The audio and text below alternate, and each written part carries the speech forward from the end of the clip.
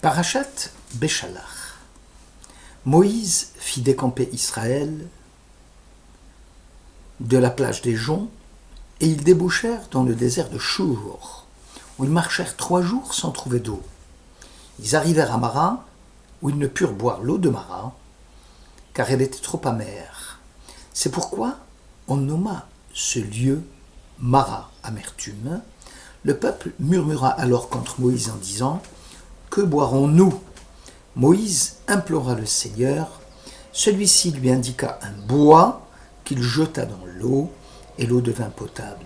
C'est alors qu'il lui imposa un principe et une loi. C'est alors qu'il le mit à l'épreuve, et il dit « Si tu écoutes la voix de l'Éternel ton Dieu, si tu t'appliques à lui plaire, si tu es docile à ses préceptes et fidèle à toutes ses lois, aucune des plaies dont j'ai frappé l'Égypte ne t'atteindra. Car moi, l'Éternel, je te préserverai. » Exode 15, 22. Selon le traité Sanhédrin, Dieu donna à son peuple, au 2e mois de l'Exode, quelques-unes des lois au lieu dit Mara, comme le Shabbat, les lois concernant les juges, la justice, ainsi que celles relatives au respect des parents. Rachi inclut aussi les lois de la vache rousse, qui constituent des principes irrationnels dont le sens nous échappe et qui ont été formulés selon Rachi Amara. Nachmanide souligne que Chok ou Mishpat signifie le principe et la loi furent imposés par Dieu à Mara. Or, dit-il, il ne s'agit pas de commandements de la Torah, mais plutôt des règles de bienséance et de politesse qui doivent accompagner le peuple juif jusqu'à son entrée en Eretz Israël. Il s'agirait alors de quoi ? Mais de règles générales de vie sociale qui s'imposent à tous et qui régissent au mieux les rapports entre les hommes au sein de la société dite hébraïque. Ces lois s'imposent même si elles n'ont pas un caractère coercitif obligatoire. Les lois de la Torah au moment de la révélation du Sinaï, elles, revêtent un caractère d'universalité, même si elles ne prescrivent pas des devoirs particuliers. Elles sont faites et adaptées aux conditions de vie du peuple dans le désert. Parmi ces lois, ajoute Nachmanide, on relève le principe de l'amour envers autrui, de suivre les directions des anciens du peuple, d'avoir un comportement pudique en matière de sexualité vis-à-vis des épouses et des filles, de respecter les lois de l'hospitalité vis-à-vis de l'étranger, de s'éloigner de toutes les abominations. Ces lois, dit Nachmanide, permettent le bon voisinage au niveau des relations humaines. C'est ainsi que Josué, le successeur de Moïse, imposa Chok u'Mishpat, les principes et les lois de la cité à Sichem. Ces lois ne relèvent pas de la volonté particulière d'un individu, mais de la volonté de Dieu imposée au peuple au nom de l'intérêt général de tous, abstraction faite de leurs intérêts privés. Dans ce même ordre d'idées, Rambam explique que Dieu leur enseigna aussi les lois de la botanique, ainsi que les vertus thérapeutiques de telle ou telle plante, qui seront mises à jour selon les lois mishpat rationnelles qui va s'imposer. D'autres vertus attribuées même aux végétaux ne seront pas démontrables et relèveront aussi du chok, principe irrationnel. Tout se passe comme si Dieu disait à Israël, « Vois-tu, j'ai levé le mystère physique des végétaux. J'ai levé le caractère mystique des qualités médicinales, mais ne pensez pas trop vous y fier, car c'est moi, l'Éternel, qui vous préserverai et qui préserverai votre santé. » Les eaux amères de Mara devinrent potables grâce au bois au goût amer que Moïse jeta dans l'eau. Ici, il y a Nes Betoch Nes, le miracle dans le miracle. L'adoucissement de la chose amère par une autre chose amère. Le but recherché est l'enseignement de la crainte de Dieu et de la confiance placée en lui. Dieu voulait faire prendre conscience au peuple qu'en quelque endroit qu'il soit, il se trouve en présence de la majesté divine et que Dieu prête attention à toute chose et qu'aucune action ne reste inaperçue de lui. Le Chafetz Chaim, dans le prolongement de l'enseignement de Nachmanide, fit remarquer que les fils d'Israël sont arrivés à Élim. Là étaient 12 sources d'eau et 70 palmiers. Ils y campèrent près des eaux. Cela nous prouve, dit-il, combien est courte la vue de l'homme, prompt à se plaindre de tout et de rien. L'eau était présente, pas très loin du lieu d'Imara. Seulement, les yeux pour la voir venaient à manquer. Les yeux, ce sont ceux de la foi et de la crainte de Dieu. L'homme doit apprendre à laisser prévaloir la volonté divine sur sa propre volonté. Ici, c'est l'insensibilité au mystère qui fait obstacle majeur dans la rencontre avec la foi. Le peuple ne peut même pas sentir qu'à quelques mètres de lui, il y a de l'eau. Il continue à se plaindre, enfermant son esprit dans une lumière artificielle d'orgueil et de suffisance. Dieu n'a d'importance que s'il est de suprême importance. Selon Maïmonide, il est évident que l'amour de Dieu ne peut s'enraciner profondément dans le cœur de l'homme si celui-ci n'occupe pas constamment son esprit. Ce qui est vrai pour l'amour de Dieu l'est aussi pour la foi en Dieu. Akedat Yitzhak constate que l'épisode des eaux amères de Mara a une valeur pédagogique certaine. Un peuple enraciné dans la culture païenne égyptienne éprouverait le plus grand mal à prendre des distances avec ses démons passés. Cette génération qui est sortie d'Égypte et qui a témoigné des merveilles de la mer Rouge n'est pas complètement parvenue à la foi, car la foi en Dieu n'est pas d'une atteinte facile. Souvent, le peuple regrettait le mode de vie en Égypte. Aussi, Dieu va leur rappeler constamment. Les pratiques du pays d'Égypte où vous avez demeuré, ne les imitez pas. Les pratiques du pays de Canaan où je vous ai conduit, ne les imitez pas et ne vous conformez point à leurs lois. Lévitique 18. L'épisode des eaux amères a mis à rude épreuve la foi en Dieu. 3 jours sans boire, et voilà que face à une situation désespérée, le miracle se produisit, et Moïse fit adoucir les eaux amères. N'est-il pas un coup dur porté à la perception du monde et des fils d'Israël? Là où la logique perd ses moyens, la foi retrouve les siens. La foi est contre l'apparence. Elle va devant l'apparence, la foi est courage.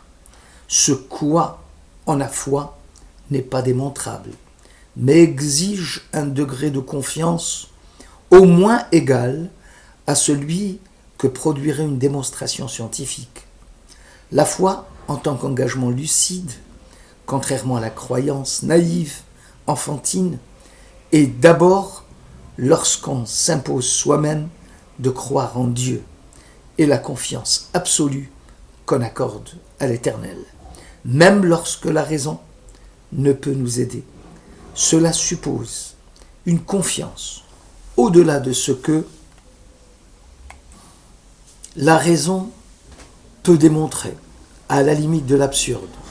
Ce qui est principe indémontrable aux yeux de l'homme, Chok, devient loi naturelle, scientifiquement prouvée aux yeux de Dieu, Mishpat. Le Chok devient Mishpat. La foi implique fidélité, la force d'attendre, l'acceptation du fait que Dieu est caché.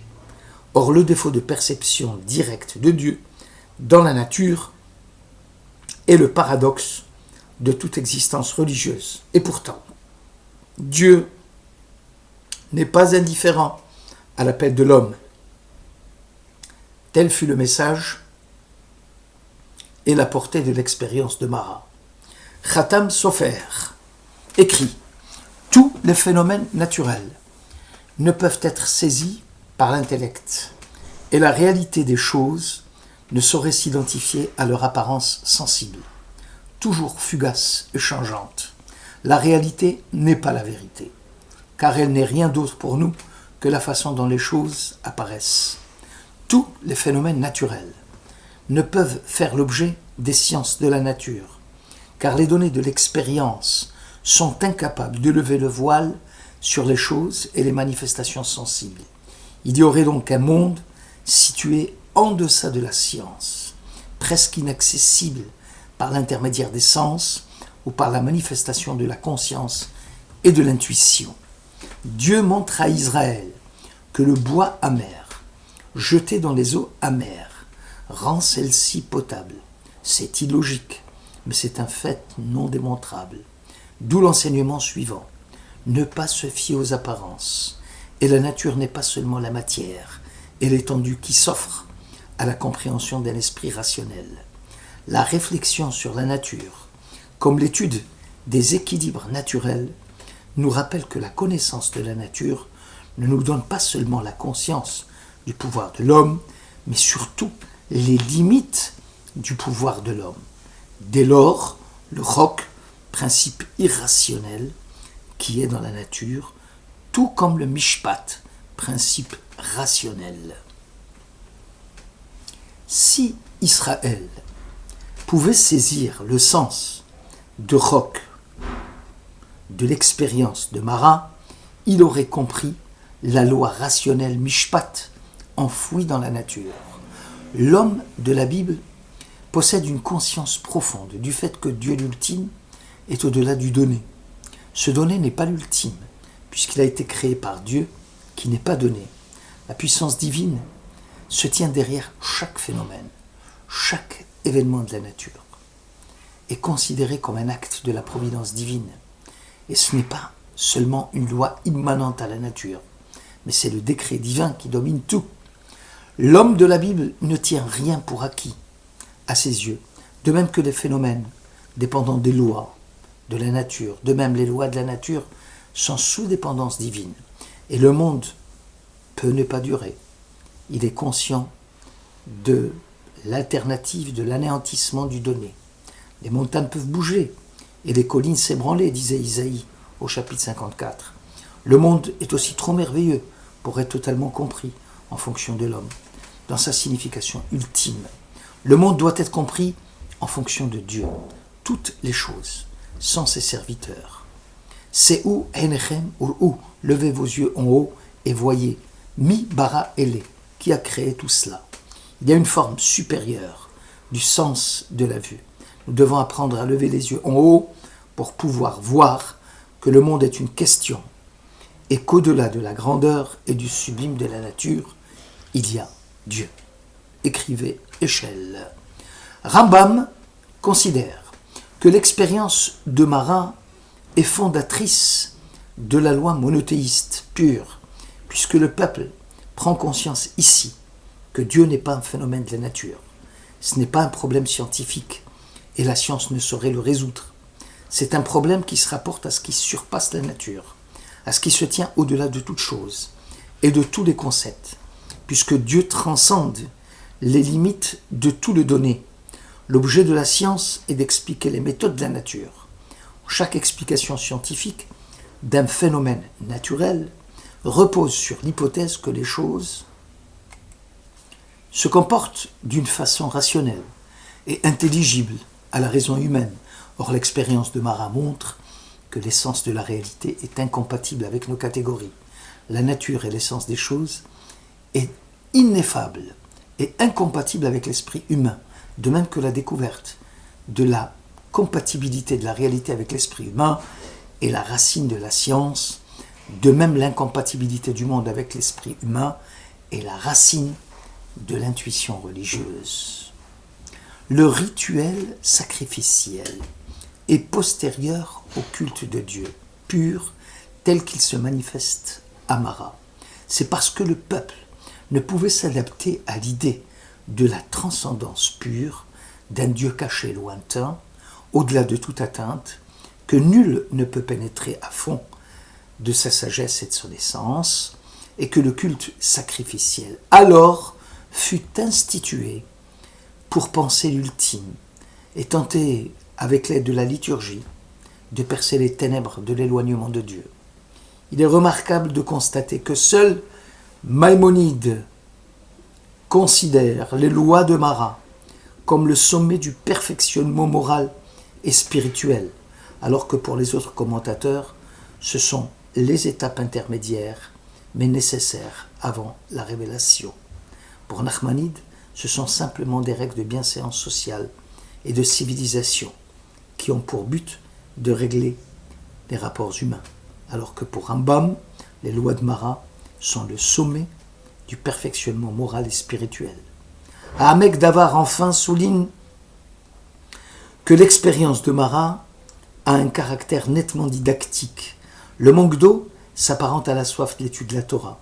La génération de la sortie d'Égypte était consciente de la présence divine effectuée à chaque état de son existence, et que le Saint béni soit-il désirait montrer à son peuple que, quelles que soient les circonstances actuelles ou à venir, il y a lieu de ne jamais désespérer de Dieu, car après Marat l'amertume, il y a toujours Élima, la douceur, même si le chemin qui y mène est souvent parsemé d'embûches. Merci de votre écoute.